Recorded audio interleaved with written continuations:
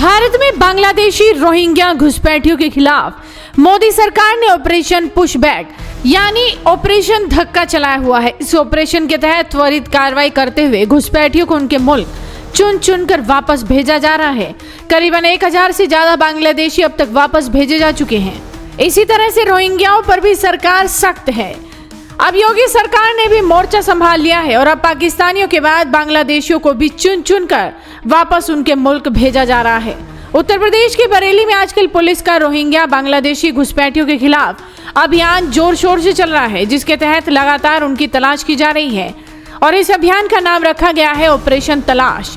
15 दिनों का ये विशेष ऑपरेशन चलाया गया है। पुलिस अब तक सैकड़ों लोगों के ठिकानों पर जाकर उनसे पूछताछ कर चुकी है। पुलिस ने 26 घुसपैठियों को और हिरासत में लिया है जो अवैध तरीके से भारत में रह रहे थे। 25 मई से 10 जून तक चलाए जा रहे इस ऑपरेशन के तहत अब तक 88 जगहों पर जाकर पुलिस जांच पड़ताल कर चुकी है और 848 लोगों से पुलिस और इंटेलिजेंस की टीम पूछताछ कर चुकी है, जिसके तहत पुलिस ने 26 और घुसपैठियों को हिरासत में लिया है। अब तक कुल 71 संदिग्ध लोगों को पुलिस हिरासत में ले चुकी है। पुलिस और इंटेलिजेंस की टीम लगातार इन घुसपैठियों से पूछताछ में जुटी हुई है। बरेली जिले में 58 टीमें ऑपरेशन तलाश चला रही हैं। प्रदेश सरकार के आदेश पर बरेली जिले के एसएसपी के नेतृत्व में ये ऑपरेशन चलाया जा रहा है। पुलिस का मकसद है कि इस विशेष अभियान के जरिए जिले में रह रहे सभी घुसपैठियों की पहचान कर उन्हें बाहर किया जाए। जिनके पास कोई वैध पहचान पत्र या दस्तावेज नहीं है, उन्हें डिटेंशन सेंटर में भेजा जाएगा।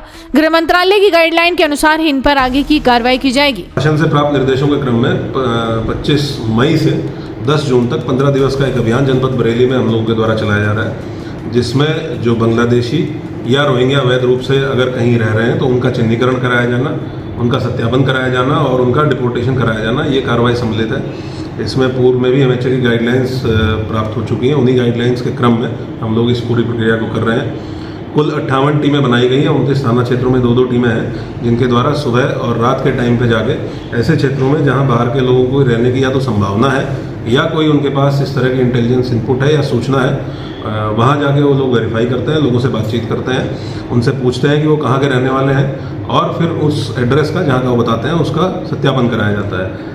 अभी तक इन टीमों ने कल लगभग 85 पॉइंट्स पे इस तरह के लोगों की चेकिंग की है और उसमें लगभग 750 लोगों को चेक किया गया, जिनसे बातचीत की गई और 45 लोग ऐसे थे जो संदिग्ध पाए गए और उनका सत्यापन हमारे द्वारा कराया जा रहा है। ये 45 लोग ज़्यादातर ऐसे हैं जिन्होंने बताया कि वो अन्य प्रदेशों के रहने वाले हैं। तो जो जगह उन्होंने बताई है, जो डिस्ट्रिक्ट और जिला प्रदेश उन्होंने बताया है, वहाँ पे हम लोग सत्यापन करा रहे हैं। हम लोग की एक प्रक्रिया होती है जिसमें हम वेरीफाई कराते हैं कि वो मूल रूप से वहाँ के रहने वाले हैं या नहीं है। जब ये सत्यापन पूर्ण हो जाएगा तो जो भी उसके परिणाम प्राप्त होंगे उसके आधार पर अग्रिम कार्रवाई हम लोग सुनिश्चित करेंगे। इस अभियान से जिले में हड़कंप मच गया है।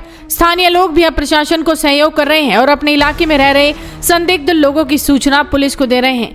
फिलहाल ऑपरेशन पुशबैक भारत सरकार की एक नई रणनीति है, जिसका उद्देश्य पूर्वी सीमा पर पकड़े जाने वाले बांग्लादेशी घुसपैठियों और रोहिंग्याओं से त्वरित रूप से निपटना है। ये वो लोग हैं जो कई सालों से अवैध रूप से भारत में रह रहे हैं। इस ऑपरेशन के तहत अब उस पारंपरिक प्रक्रिया जैसे पुलिस को सौंपना, एफआईआर दर्ज करना, अदालत में पेश करना, मुकदमा चलाना और फिर निर्वासन प्रोटोकॉल के तहत वापस भेजना को किनारे कर दिया गया है। अब भारतीय सुरक्षा बल घुसपैठियों को तुरंत सीमा पार बांग्लादेश की ओर धकेल रहे हैं। ये इसीलिए हो रहा है ताकि समय और संसाधनों की बचत हो और अवैध घुसपैठ पर तुरंत प्रभाव डाला जा सके। फिलहाल योगी ने तो कमान संभाल ली है और चुन चुन कर बांग्लादेशियों को वापस खदेड़ा जाएगा। वीडियो को शेयर कीजिए और जुड़े रहिए हेडलाइंस इंडिया के साथ।